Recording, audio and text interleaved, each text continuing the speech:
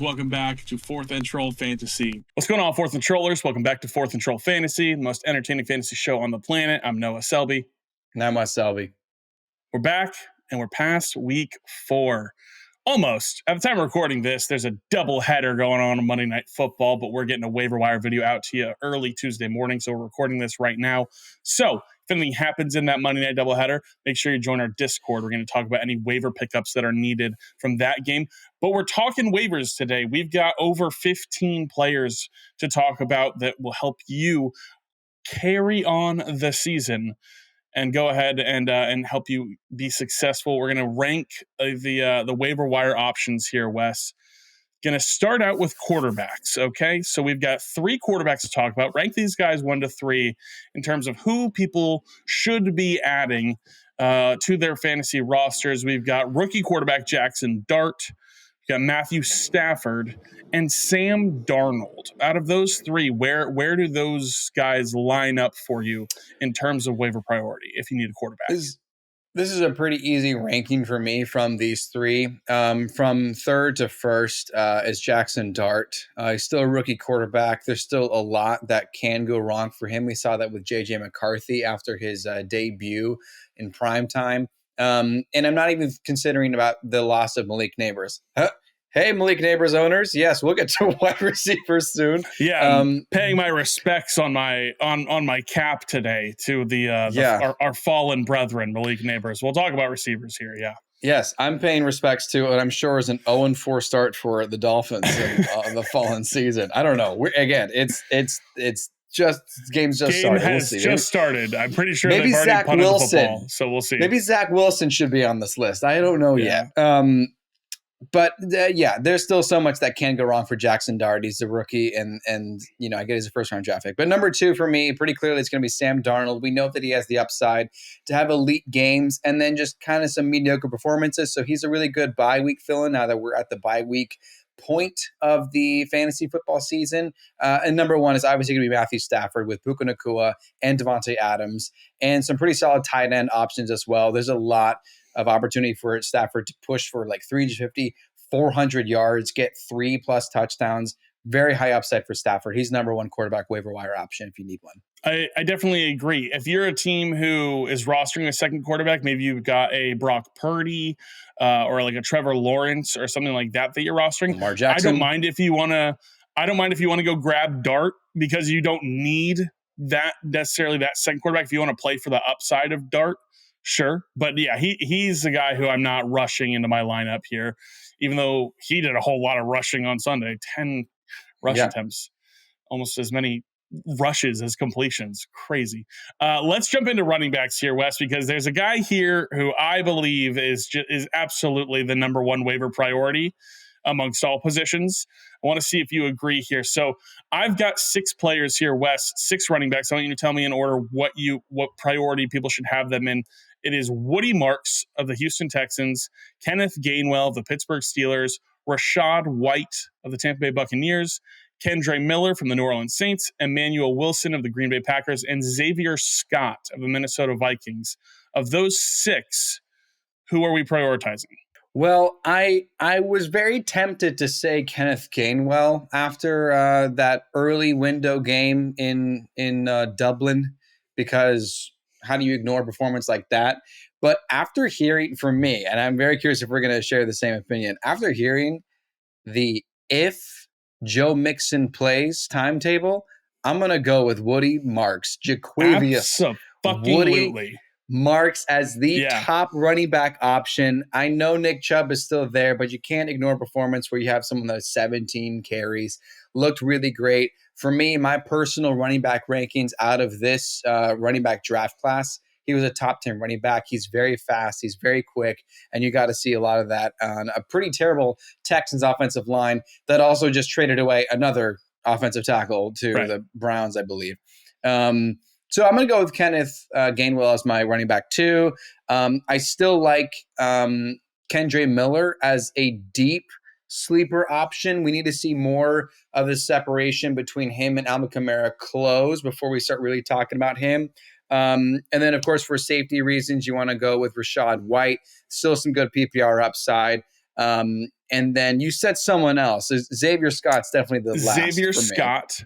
And then there's Emmanuel Wilson as well, who saw Emmanuel Wilson. his most, I think, opportunities with a healthy Josh Jacobs in the game in his career. So Yeah, is well, any when you interest play there? when you play 5 quarters, I imagine that some of these second string players are going to get Yeah. opportunities. Yeah. But Wilson's talented. I'm going to put him below Rachaad White because he's still definitely a handcuff that has little to. There's very low value until something happens to Jacobs, and he did miss some time. Jacobs did. He missed a play with a knee injury, and things can Yeah. pop up here and there. But there's my rankings. Hopefully, the order was clear. But most importantly, number 1 is Woody Marks.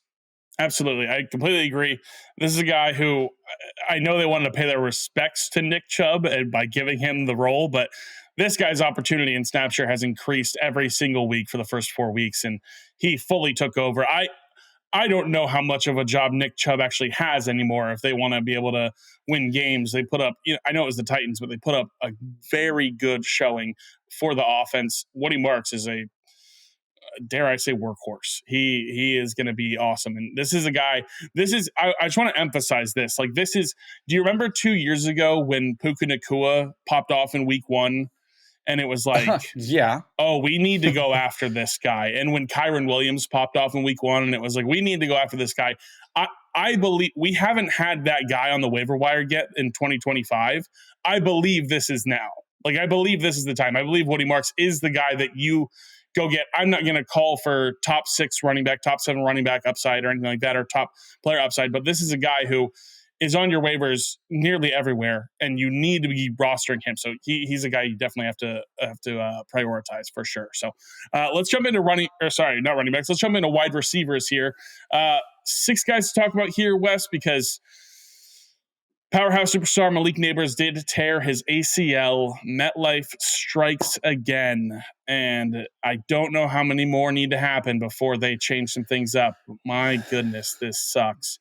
So let's talk about some possible replacement options if you are a Malik Nabers owner. We've got a few options here. Adonai Mitchell, the Indianapolis Colts. We've got Tutu Atwell, Tyquan Thornton, Kansas City Chief, Romeo Doubs with the hat trick of touchdowns on Sunday Night Football, Darius Slayton, and then Isaiah Bond is another guy I want to just see get a feeler on here. So these 6 guys, who are you prioritizing amongst the wide receiver position, especially if you lost Malik Nabers? Yeah, I do understand the initial reaction to go for Darius Slayton. In some leagues, they don't, Wan'Dale Robinson might be available. I understand you want to go for the guy that's number 1. But I'm still looking at Romeo Doubs as a top option. I know that the Packers wide receiver room has been really confusing since last season. Actually, since 2022 and Aaron Rodgers last season, pretty much. But Romeo Doubs is starting to prove that he can be a reliable option. And I'm not going to start him right away, but I really would like to have someone that has a 3 touchdown upside on my team. Absolutely. And I like Darius Slayton. I do like him. I think he would be one of the better options. But I'm going to go out on a limb, and I'm going to talk a little bit about Isaiah Bond. Because the truth is, Jerry Jeudy is not proving to be an alpha wide receiver for the Browns. And Isaiah Bond was actually really good in college. Everything that could go wrong went wrong for him during the combine. And he talked himself up too much about his speed, but he is very fast. He just said he was going to break the record. And then Romeo Doubs' teammate now, Matthew Golden, broke the record. And then there's a whole ego situation that left him undrafted. But the dude is really good. He's really fast. And no matter who the quarterback is, I think he has an opportunity. It's a deep stash later on. But I still like Tyquan Thornton. He's still proving to be a pretty good option until we see what Rashee 3 straight Rice weeks looks of like touchdowns, yeah. Yeah. And then Adonai Mitchell, probably the next guy on my list, second to last. Still some good potential. A lot of good reports in the offseason, both with Anthony Richardson and Daniel Jones. But there's still Michael Pittman. There's still Tyler Warren. And there's still Jonathan Taylor. And then Tutu Atwell is going to be at the bottom of my list because how many times are you getting an 88-yard touchdown? Still really good for the Rams organization. He's outlasted a lot of wide receiver turnover, but like way bottom of the target list for Matthew Stafford. Sure. I agree. Let's jump to tight ends here to close it out, Wes. 4 guys to talk about here. Let's talk about Tommy Tremble of the Carolina Panthers, Theo Johnson of the New York Giants, Cole Kmet of the Chicago Bears, and Brenton Strange, the Jacksonville Jaguars. Still somehow only 33% roster. Brenton Strange is one of our offseason darlings. Where are you at with these 4, Wes? Well, if Cole Kmet is available, I know that name value actually has more power to the tight end position because at least we know they can produce in the past. And Cole Kmet, I believe, was a top 10 tight end at the end of the 2024 season. So I give him the upper hand to who I actually would really like to see have a great season. That's Theo Johnson of the Giants. Yeah. He's a really fast tight end. There's a stat that I came across. It doesn't quite fit into what he belongs into, but tight ends that are drafted in the first 3 rounds of the NFL draft that have a 4.6 or faster 40-yard dash, 78% of them are multi-Pro Bowlers. It's a weird thing. They're really fast.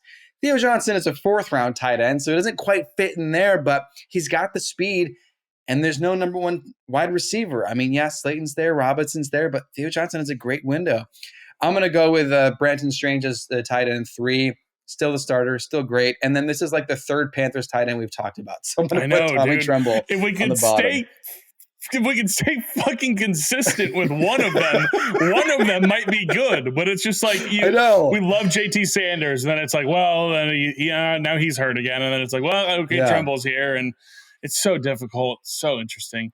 I think I agree. Cole Kmet, would you believe it? Only 8% rostered in fantasy leagues. I get it because though. of the Colston Loveland effect, I guess. But he isn't. He's out. He's got the hip injury, and so listen. That's going to do it. Drop any waiver wire questions you may have down in the comments, and then join our Discord. We'll be able to probably answer that maybe a little bit faster as well, and maybe a little quicker. So faster and quicker. If you didn't catch that, faster and quicker from the Discord there. Top of the chain right now. You got it. Listen, let us know any questions you do have or may have, and subscribe, ring the bell. And join the Discord. Always having a good time in there. We will see you next time. My name is Noah Selby. I'm Wes Selby. And this has been 4th and Troll Fantasy.